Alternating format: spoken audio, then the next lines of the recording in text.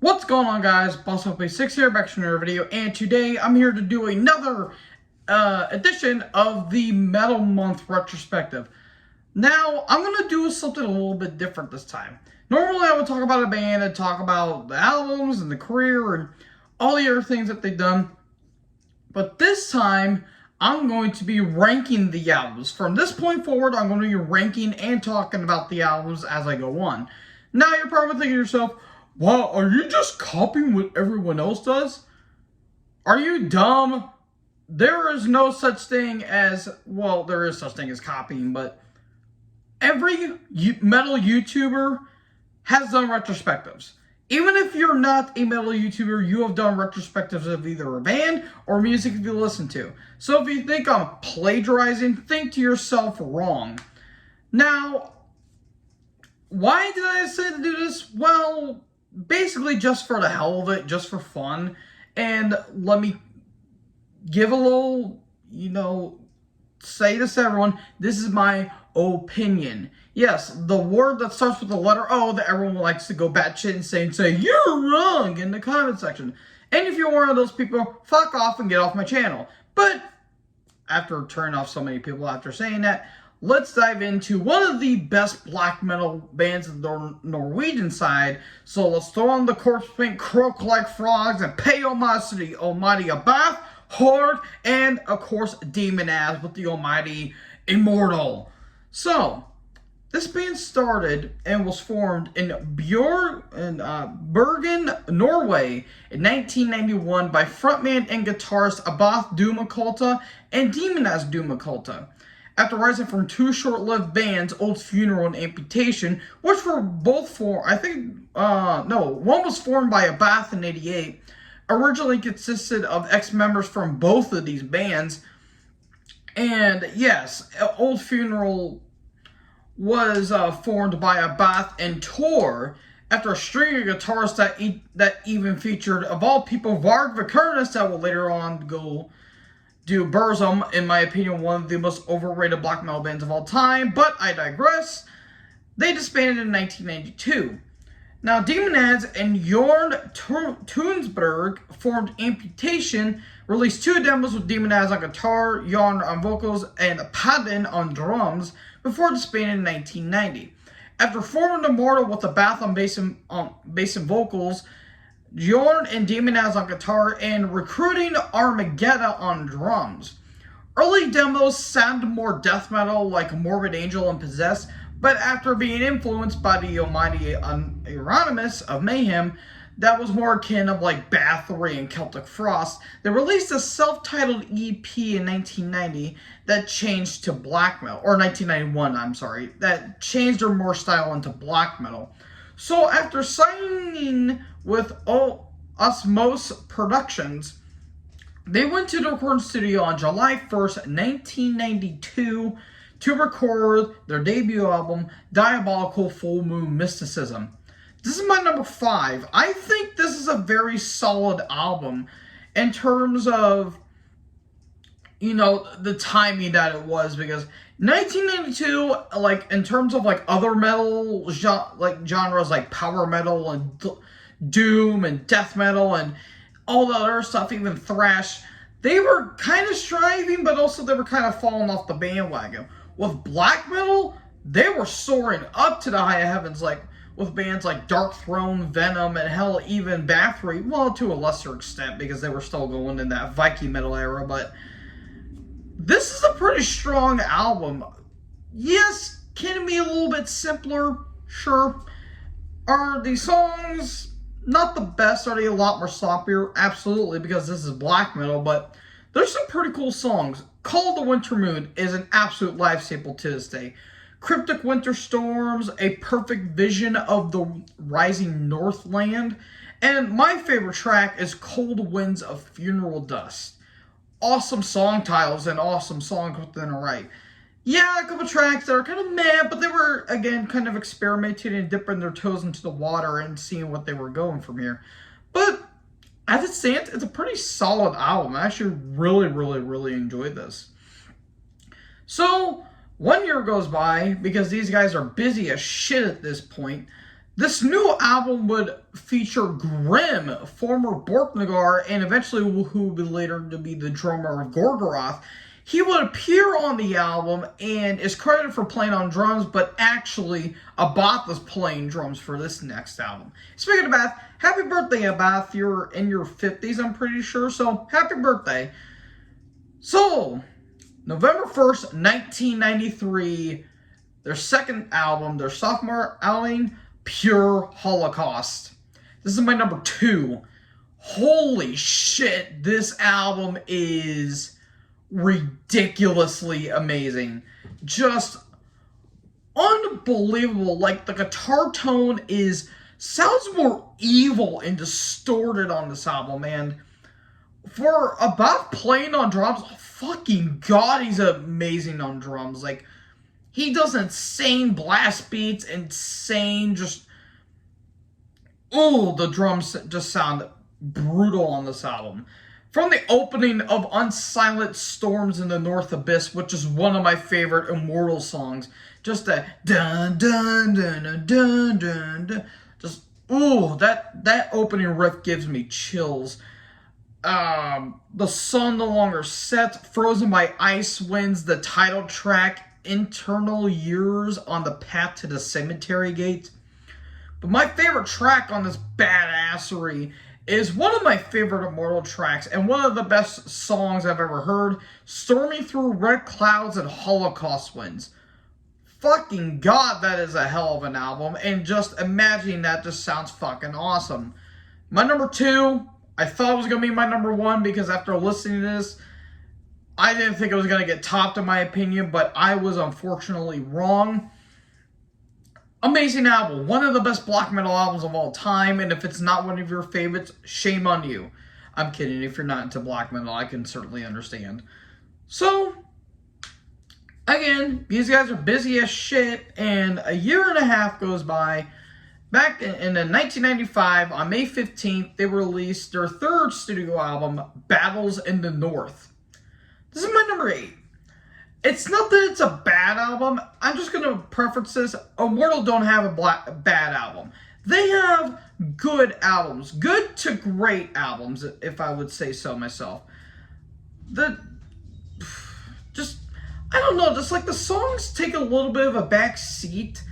And I still think this contains some of the best Immortal songs.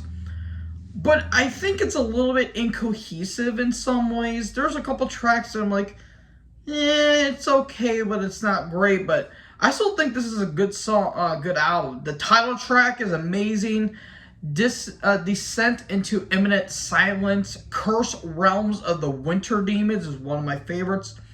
At the Stormy Gates of Mist, Through the Halls of Eternity, and I'm going to butcher this name, Blashrink, I think that's how you say it. I probably pronounced that wrong. Mighty Ravendart. Which, by the way, all these songs are kind of encompassed in this whole weird realm. That's where all these songs are based on.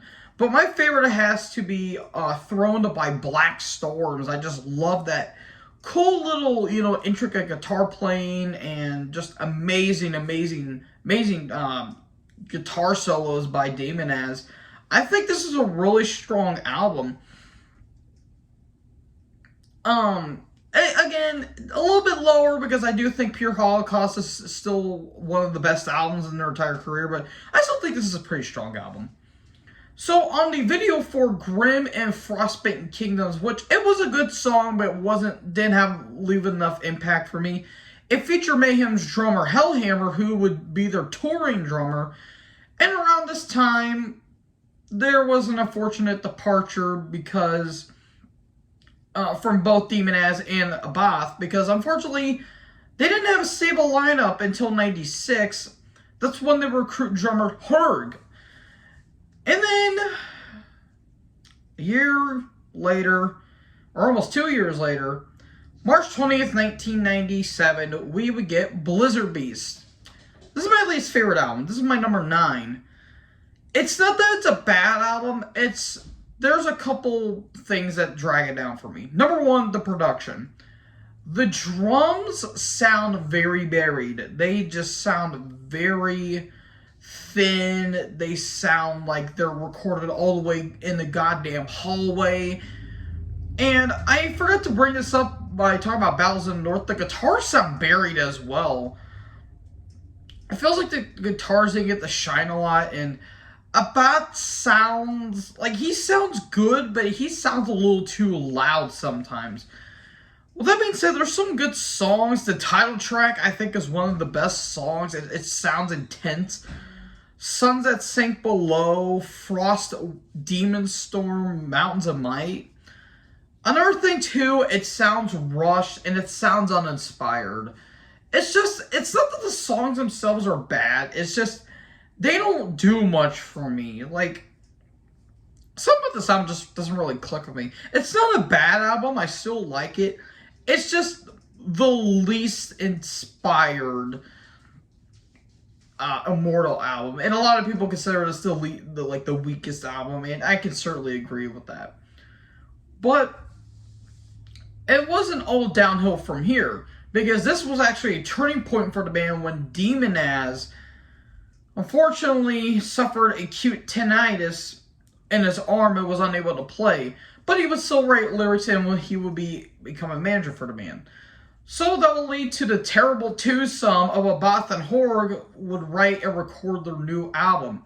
And boy, oh boy, this would get a significant sound for the band, because they would get producer Peter Tagrin for this next album. And this would bring in some experimentation with thrash, mainly of the German variety. And I'm just going to say German thrash is heavier than American thrash, and I can go on to that in a whole other video. Like, maybe if I talk about Sodom or Creator or Destruction, all those thrash bands. So that will lead us to February 22nd, 1999.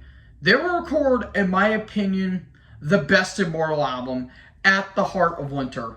It's my number one. After listening to this album did not get topped, in my opinion, because every track is absolutely beautiful. I love every track on this album. I remember I listened to this album while walking in the rain when it was just pouring down rain because my car had to get fixed. I had to walk all the way home.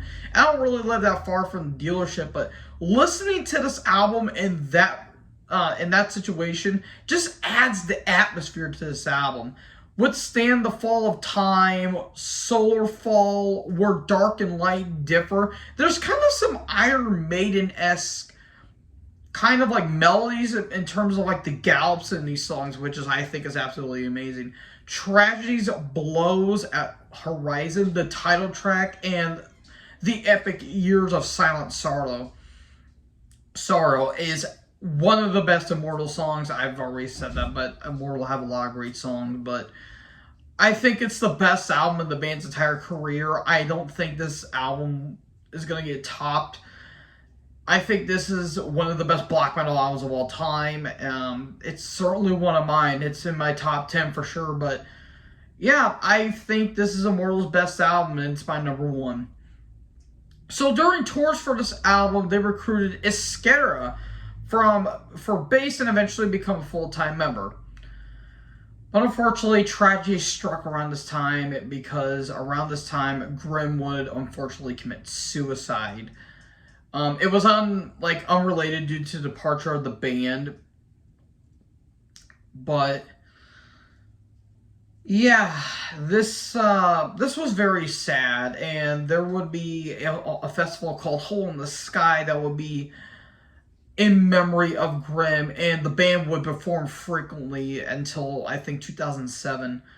But it was very sad because Grimm was a fucking beast of a drummer.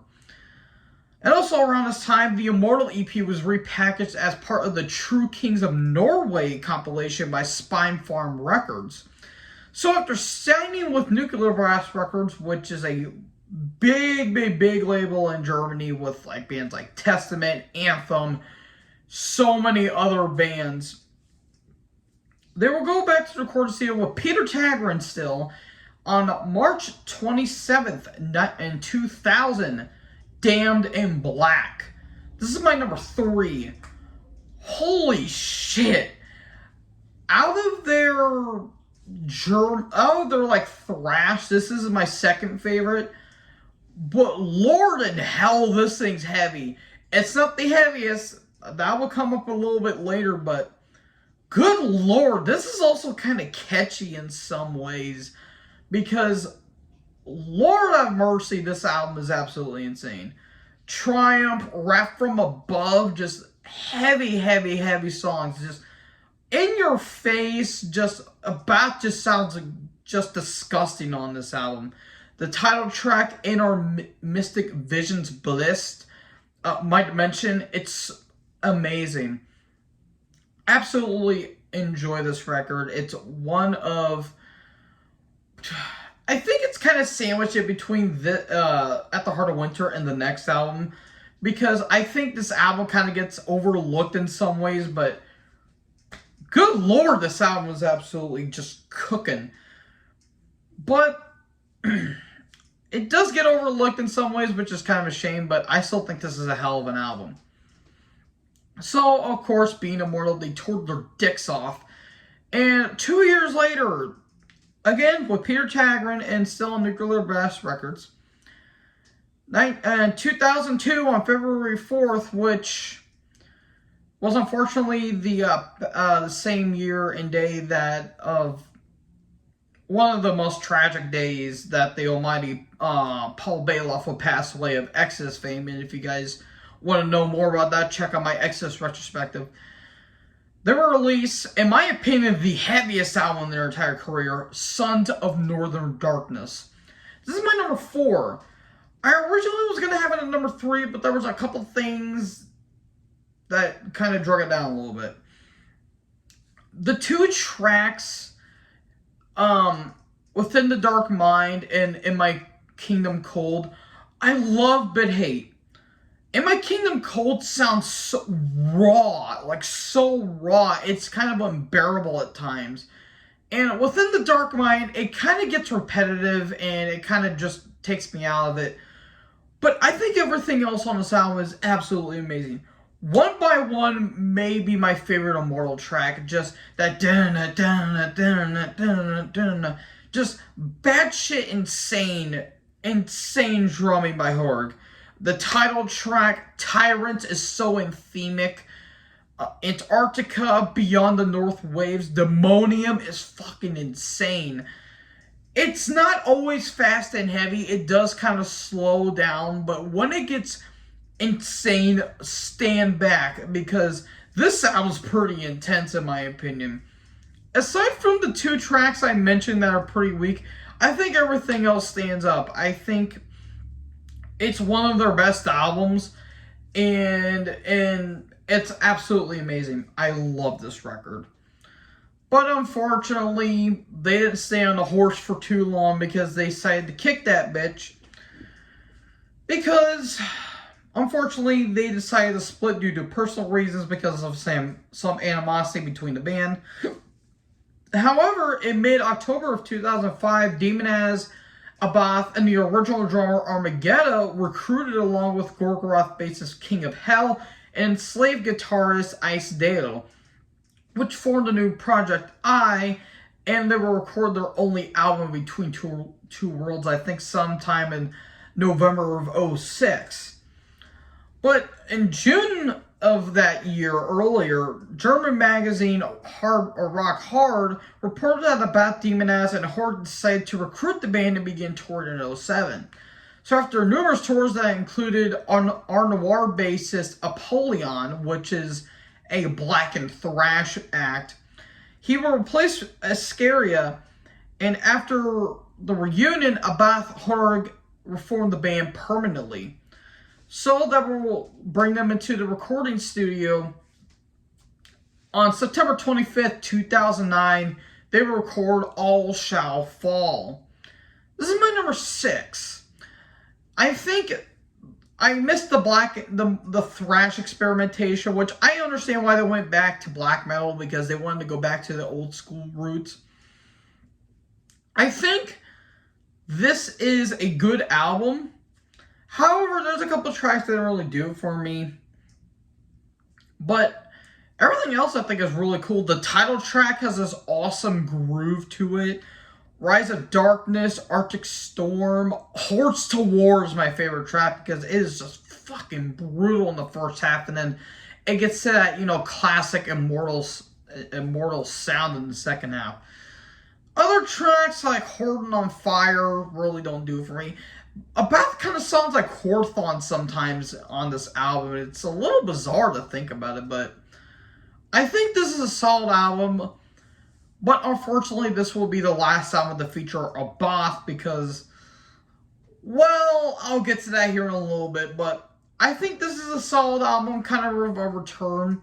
I was considering putting this on, the 10 metal comebacks, but I wouldn't really go that far. It's a good album, don't get me wrong, but not really a comeback. But I digress. So after this, Abath and Demonaz were part of the Until the Light Takes Us documentary, which the less said about that documentary, the better. Members of the band were involved over a legal battle over the rights to the Immortal trademark, which caused a big conflict between the band. And Nuclear Blast were wanting them to make a new album during this time because, unfortunately, record labels don't give a fuck about the legal battle.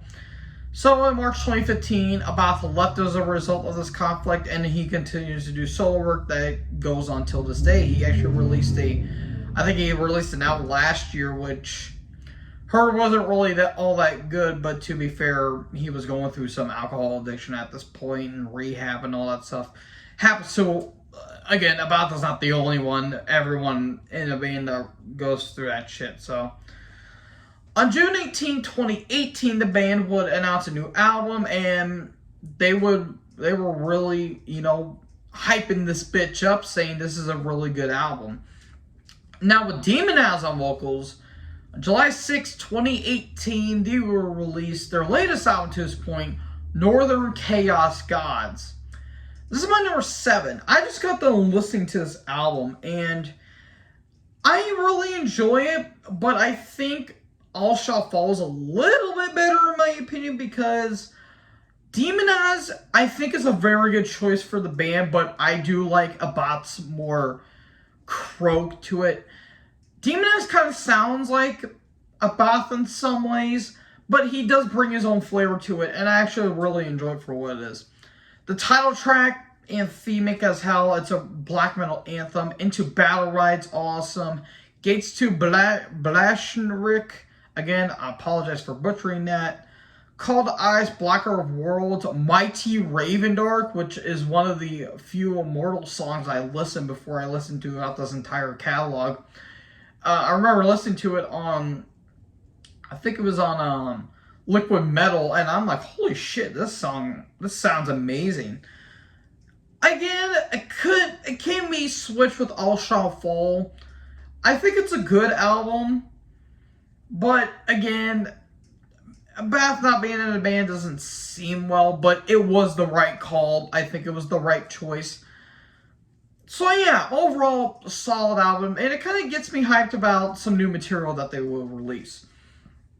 But in August of 2020, there was a legal dispute between, Demonaz and Horde were involved in a legal dispute over the rights to the band name, because Demonaz had registered a name with the Norwegian Patent Office as his exclusive trademark and ruled in his favor. He got it in 2019 and was approved. However, Hart chose to appeal the registration and the matter was ruled in his favor, meaning that Demonaz no longer has rights to the Immortal name.